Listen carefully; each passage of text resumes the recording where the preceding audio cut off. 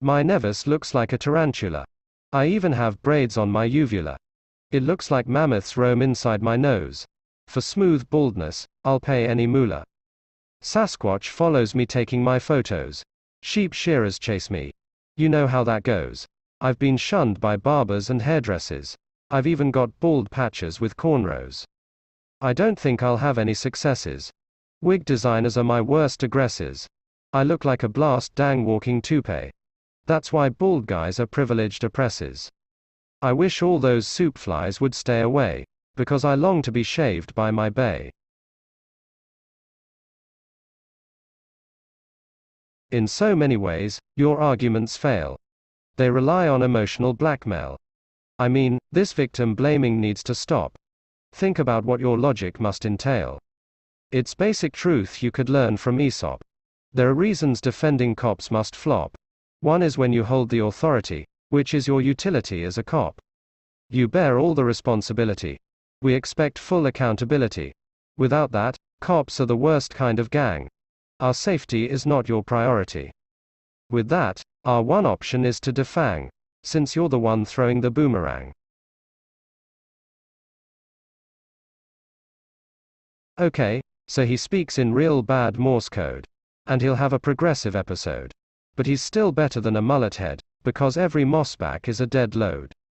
I mean, I don't know what you have misread, or if you're just a meth head and inbred, but Biden brought an economic boom. The US no longer hangs by a thread. I know the truth is gonna make you fume. Look how the GDP started to bloom. He's even created many more jobs, which is better than you white trash assume. So I'll stand back and watch you form your mobs, as your veins throb and you all bob your knobs. It's a civilized kind of well-being, with beautiful terrains guaranteeing. I travel to cities where death slumbers, and therapists are always agreeing. The fattest cattle also outnumbers, the property that likewise encumbers, my reality while I just can't cope.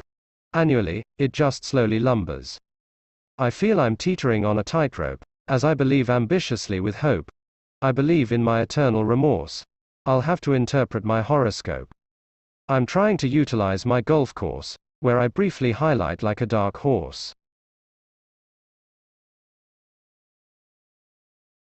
Does hard work help one win the lottery? No, the structure is far too watery. It's all about luck and being cutthroat. It's not fate, but you who's the pottery. But the unfortunate is the scapegoat, being dismissed by each blessed anecdote, that like excrement will fall through the cracks, with harsh sweatshops they love to sugarcoat. All while the majority gets the axe, to be governed by greedy maniacs, who mooch off taxpayers like parasites. They're weeds and pests who just need some borax. But keep listening to the troglodytes, who fiercely want to chop the Bill of Rights. Here's how you properly handle a troll. You can dismantle the demented goal. You can emulate the crazed psychopath. Stretch out the slightest weakness or loophole. It'll be a complete written bloodbath. Make them experience your online wrath. Their defenses will therefore be too weak. Then you can wallow in the aftermath. You just used their own annoying technique. Try to remain a little tongue-in-cheek. Let the misery be their wretched bag. Their trolling will be grueling and off-peak. Their uneasy silence is a white flag. Now you've been awarded your right to brag. We must trust the scoundrel's sanctuary, as a bandit so contemporary. Today is when the discussions explore, the miscreant being so contrary. She's so contrary in a state of war. She manifests much like a saddle sore. That's why a sanctuary seems so damned, it would dehumanize forevermore. While the chivalric villain is programmed, to wickedly behave like she's so crammed, as a tornado to always profane. That's why the naughty angel is so slammed. She freshly discolors like a bloodstain, and also occurs like a mild migraine. A bright mind such a thought should flabbergast, because we judge the present by the past. What's the purpose for learning history? It's to learn the moral debt we've amassed. I mean, is this really a mystery? There's really no need to get blistery. Without the past, you can't have the present. You can't miss the wrongs then claim victory. You can't celebrate if you can't lament. Don't rejoice the past if you won't repent, because it's not really that long ago. Our history fits under one big tent. It's not a la carte.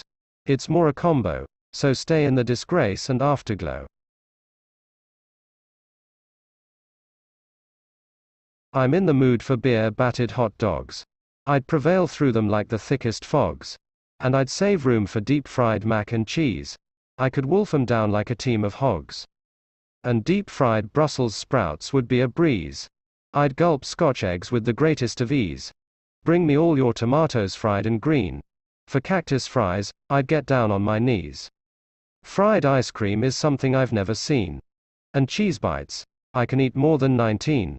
Now bring me more chili lime chicken wings, as soon as I come back from the latrine.